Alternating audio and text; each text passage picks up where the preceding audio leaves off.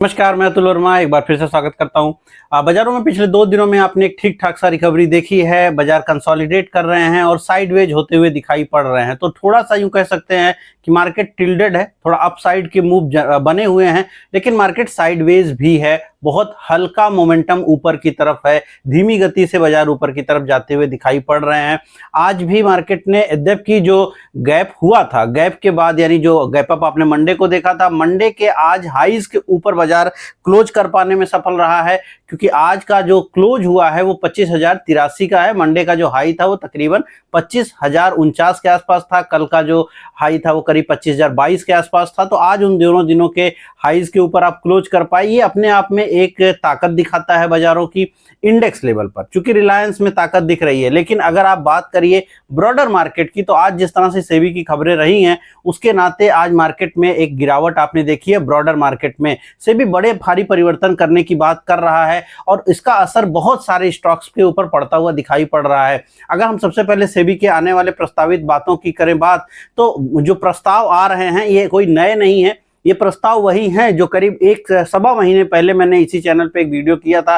अगर आपने देखा हो तो देख लीजिएगा, नहीं देखा है तो भी देख लीजिएगा, डिस्क्रिप्शन में लिंक मैं डाल दूंगा। लेकिन उसमें बातें वही थी। क्या थी? वीकली एक्सपायरी को खत्म करना। आज की जो प्रमुख बात है कि वीकली एक्सपायरी को अब खत्म करने की तरफ जो है सेबी बढ़ता हुआ दिखाई पड़ रहा है। चूंकि आज सेबी प्रमुख ने भी कहा कि जो वीकली एक्सपायरी है उसको हटाने के बारे में सोच रहे हैं। बेसिकली वो उन्होंने ये कहा कि लॉन्ग टर्म एक्सपायरी के बारे में सोच रहे हैं, मतलब वो मंथली एक्सपायरी की तरफ या एक एक्सपायरी की तरफ फोकस करेंगे कि मंथली एक्सपायरी आपको ज्यादा जगहों पे देखने को मिले। और इसके नाते जो प्लेटफॉर्म मार्केट है बीएससी, उसको काफी दिक्कत है, क्योंकि जब आप केवल और केवल मंथली ट्रेडिंग होती रहेगी तो फिर एनएससी के पास जो वॉल्यूम है वो कहीं ज्यादा रहने की संभावना है। और इसीलिए आज बीएससी जैसे स्टॉक्स में आप 7-8% तक की गिरावट देखने को पाए हैं। 15 दिनों की बात चल रही थी, उसको भी लगभग अब खारिज कर दिया गया है। 15 दिन वाली एक्सपायरी भी नहीं आ रही है। अब यही है कि मंथली वाली ही रह जाएगी। कंसल्टेशन पेपर उसका जल्दी ही आने लग रहा है। साथ में एक्सपायरी की टाइमिंग को लेकर के भी कुछ बातें की जा रही हैं। वो अब समझ में आएगा कि क्या टाइम बढ़ने वाला है बाजार का, या क्या बातें हैं वो, या क्यों कहा जा रहा है, वो समझ में आएगा जैसे ही वो कंसल्टेशन पेपर आएगा। साथ में सेबी के कुछ और ऑफिशियल्स ने ये बात भी कही है कि लॉन्ग टर्म विजन में, यानी यहां से कुछ लंबे समय अवधि के विजन में, वहां पर ये जरूर है कि जो मैंने एकेडमिक वाली बात कही थी कि थोड़े पढ़ पढ़ा के लोग आए, तो वो वाली बात भी है, लॉन्ग टर्म विजन में है, फौरी तौर पे लागू नहीं होगा। यानी आने वाले जो निकट भविष्य, अब निकट भविष्य कितना, साल 2 साल, वो आप समझ सकते हैं, लेकिन एक समय ऐसा जरूर देखने को मिलेगा कि जब आपको एक एकेडमिक व्यू आपका रहेगा, यानी एक छोटा क्वालिफिकेशन एग्जामिनेशन आप पास करेंगे और उसके बाद वो आएंगे। यद्यपि मैंने आपको प्रूव किया था, दिखाया भी था एनएससी की वेबसाइट से भी, वहां पर ऑलरेडी वो फॉर्म्स अवेलेबल हैं, ऑलरेडी फॉर्म भरे जाते हैं, आप एग्जाम दे सकते हैं। 3,000 रुपये 1,500 रुपये उसकी अलग अलग फीस है। तो वहां पर डेरिवेटिव सेक्शन में भी है और इक्विटी सेगमेंट में भी है। इक्विटी सेगमेंट में वो अभी फ्री है, डेरिवेटिव सेक्शन में उसका पैसे लगते हैं परीक्षा देने की। तो इसीलिए मैंने कहा कि वो पुराना वीडियो जरूर देख लीजिएगा, डिस्क्रिप्शन में लिंक जरूर डाल दूंगा। तो वो चीज आपको देखने को मिल सकती है। और अब उसके तहत यूं कहिए कि अब काफी हद तक उसकी बातें होने लगी हैं।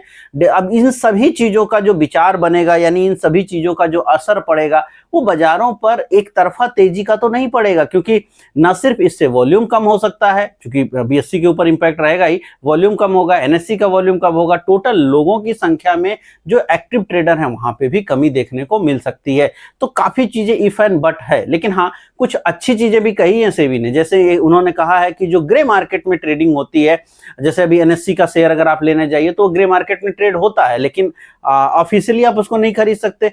तो बहुत बार क्या होता है कि उसमें इतने ज्यादा दिक्कत होती है, इतना ज्यादा उसमें प्राइस का मैनिपुलेशन देखने को मिलता है। बहुत बार 1-to-1 चूंकि ट्रेड्स होते हैं वो उनको करना कठिन होता है। थर्ड पार्टी एप्स हैं, बहुत सारे फर्जी भी होते हैं, तो लोग चीट भी हो जाते हैं। तो इन सभी चीजों को हटाते हुए सेबी मान रहा है कि आने वाले कुछ समय के अंदर वो इन्हीं प्लेटफॉर्म यानी एनएससी और बीएससी के पास कारोबार देगा। मोस्ट लाइकली इस टाइप के कारोबार बीएससी करना पसंद करता है। पहले भी बीएससी के पास ही इस टाइप के कंपनियों के आते हैं, तो हो सकता है पॉसिबल है कि बीएससी को ये कारोबार मिले कि जो अनलिस्टेड स्टॉक हैं, ग्रे मार्केट में जो ट्रेड हो रहे हैं, उनको किसी तरीके से उसको वो फ्रंट लाइन पे ला पाएं और उनको ग्रे मार्केट के रूप में ही बट ट्रेड हो पाए। उससे दो बातें होंगी, जब आईपीओ आएंगे तो जो आईपीओ में आईपीओ आने के वक्त का जो मार्केट का भाव होता है, जो ग्रे मार्केट का भाव होता है, जो कि आम रिटेल पब्लिक नहीं उसको ले पाता है, तो वो बेहतर होगा। आईपीओ आने से पहले जो प्राइस का मूवमेंट है या यूं कहिए प्राइस डिस्कवरी है वो और बेहतर हो जाएगी, और आईपीओ मार्केट में जिस तरह का क्रेज है वो जरूर थोड़ा कम हो जाएगा, क्योंकि बहुत सारे लोगों के पास पहले ही वो ग्रे मार्केट में वो पर्टिकुलर स्टॉक रहेगा। तो आईपीओ की लिस्टिंग का जो पोर्शन है उसका जो दबाव है वो भी एक्सचेंजेस से थोड़ा कम होता हुआ दिखाई पड़ेगा। तो कई बेनिफिट्स हो सकते हैं, और इसलिए जो है जो आपका सेबी है ये बात सोचता हुआ दिखाई पड़ रहा है। अगर यहाँ पर लेकिन इसका इम्पैक्ट क्या है, इसका शेयर बाजार के शेयरों पर इम्पैक्ट रहा, जैसे मैंने कहा BSE 7% घटा। बाकी और भी स्टॉक्स घटे हैं, जैसे एंजल वन है, जो लिस्टेड कंपनियां हैं उनमें गिरावट देखी है। कुछ एक कंपनियां जैसे आपका आनंद राठी टाइप की कंपनियां जो कन्वेंशनल ब्रोकिंग का काम कर रही हैं उनमें कोई बहुत बड़ा परिवर्तन नहीं हुआ है, उनमें कोई फॉल नहीं हुआ है। लेकिन अगर आप इन सभी में कहीं निवेशक के रूप में हैं, CDSL, NSDL और ये सब कुछ में, तो देखिए एक चीज तो यहां समझने वाली बात है कि मार्केट नहीं खत्म हो रही है, रूल्स बदल रहे हैं। रूल आप कितना भी बदलिए, टैक्स आप कितना भी कम या ज्यादा कर दीजिए, लेकिन बिजनेस आप करते हैं तो आप छोड़ के नहीं जा सकते, आपको करना ही पड़ता है। भले ही आप गाली दे करके करेंगे, लेकिन करेंगे, वही सेम बिजनेस करेंगे। भले ही आप बोलेंगे कि यार ठीक है नहीं सही है, लेकिन बट अल्टीमेटली आप बुरा भला कहकर करना तो वही पड़ेगा, मरना तो वही पड़ेगा आपको। तो यही सेम कहानी है, आप कितना भी कर दीजिए लेकिन अल्टीमेटली तो लोग काम करेंगे ही। मंथली वाले में करेंगे भाई, तो मंथली बंद कर दोगे, लोग 6 महीने वाले भी करेंगे, 2 महीना वाले भी करेंगे, वो मजबूर है, क्योंकि जाएंगे कहाँ, जाना तो उसी गंगा में है जब एक ही गंगा है। तो अल्टीमेटली फिर मुद्दा यही है कि जो प्लेटफॉर्म हैं उनको अगर यहां से आप लंबे समय की बात करिए तो वो नुकसान नहीं है, क्योंकि वॉल्यूम आज फौरी तौर पे कम हो जाएगा, लेकिन फिर वो तो वॉल्यूम तो वहां जाएगा ही जाएगा, अल्टीमेटली तो वॉल्यूम वहां पहुंचेगा ही, काम तो करना ही पड़ेगा। तो वो ठीक है कि शुरुआती चरण में आपने 6% डाउन देख लिया BSE को या किसी स्टॉक में, लेकिन ये सब रिकवर हो जाएंगे और एक समय बाद ये सब जो है आपको वापस से उन्हीं वैल्यूएशन पे दिखेंगे और ऊपर ही दिखेंगे। तो यहाँ पर डरने वाली चीज नहीं है, बट ये कॉन्सेप्चुअल थोड़ा चेंजिंग जरूर अभी आपको करता हुआ बाजार दिखाई पड़ सकता है। अब अगर मार्केट को थोड़ा सा और समझते हैं, निफ्टी की हम बात करें, जैसे मैंने कहा कि 2 दिनों के हाईज के ऊपर हम क्लोज कर पाने में सफल हैं। ओपन हुए हम 25,142 पर, लेकिन निफ्टी संभल गई रिलायंस के नाते। लेकिन अगर आप ब्रॉडर मार्केट देखिए तो जो आज खबर रही है उसके नाते आप पूरे के पूरे कोई भी सेक्टर वाइज अगर आप देखें या ब्रॉडर मार्केट में यानी मिड कैप, स्मॉल कैप और जितने भी ब्रॉडर मार्केट के पार्ट हैं उनको अगर आप देखें तो वहां पर वो चीज नहीं दिखती है। वहां पर कहीं ना कहीं मार्केट में एक कमी दिखती है या एक गिरावट दिखती है। अगर मैं आपको नाम बताऊं, निफ्टी नेक्स्ट 50 माइनस में क्लोज है, मिड कैप माइनस में है, मिड कैप 100 माइनस में है, small cap 100, mid cap 400, small cap 400, Nifty 200 large cap mid, मतलब सब ये मंदी में है। निफ्टी 500 ये भी मंदी में क्लोज हुआ।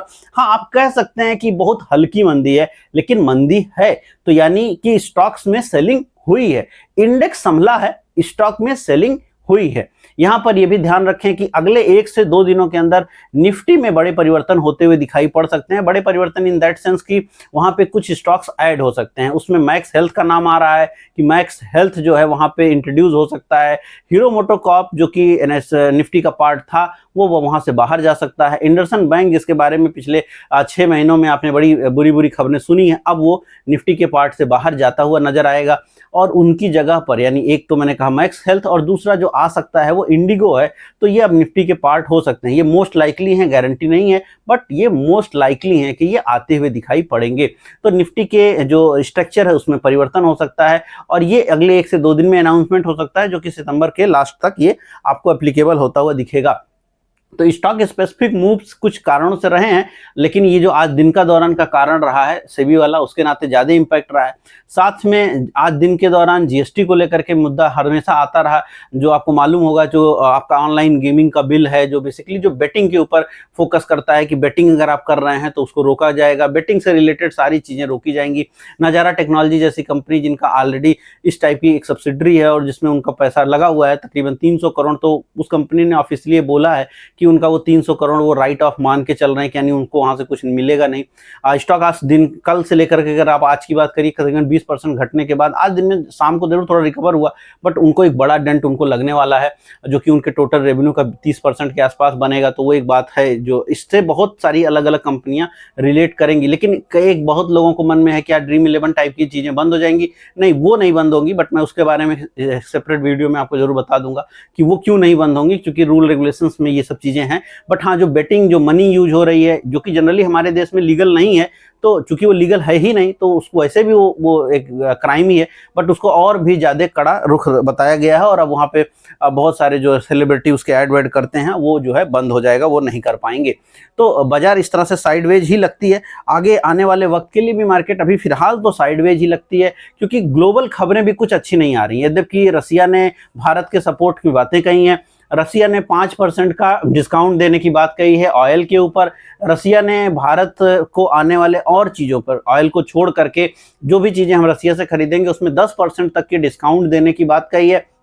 यद्यपि ये कंक्रीट नहीं है, मतलब अभी तक ये कहीं साइन नहीं हुआ है, बस बयान है, कहा जरूर गया है। अमेरिका, आपको पता ही है, डोनाल्ड ट्रंप ने कल बात कही है कि 25% का एक्स्ट्रा टैक्स भारत के ऊपर लगाया जाना है, वो लगाया जाएगा, क्योंकि भारत रसिया से तेल खरीद रहा है। और यहाँ पर इस महीने में हमने रसिया से जो तेल खरीद है उसमें और वृद्धि भी करी है। तो अल्टीमेटली हम अब उनकी सुनने नहीं जा रहे हैं। जो दोनों ही जियोपॉलिटिक्स का जो मुद्दा है वो गर्म बना हुआ है। अब धीरे धीरे करके आपको मालूम ही है कि अगले कुछ दिनों के अंदर जो बड़ी वार्ताएं हैं जापान के साथ भारत के प्रधानमंत्री की, साथ में चाइना के साथ, रूस के साथ, तो वो सब वार्ताएं होंगी और उनके आउटकम जो आएंगे वो सितंबर फर्स्ट वीक में आएंगे। तो यहाँ से लेकर, चूंकि अब हम लोग 20-22 तारीख में हैं, तो यहाँ से लेकर के अगली जो 27 तारीख का समय है, पहले भी मैंने प्रेडिक्ट किया था, ये मार्केट इस तरह से साइडवेज ही रहेगी, जिसमें थोड़ा आप ऊपर का मूव देखेंगे। लेकिन चूंकि कोई बड़ी खबर हम नहीं ला पा रहे हैं, या यूं कहिए कोई बड़ी पॉजिटिव न्यूज भारत सरकार की तरफ से नहीं आ रही है, जो आ भी रही है वो मार्केट को ऊहापोह में डालती है।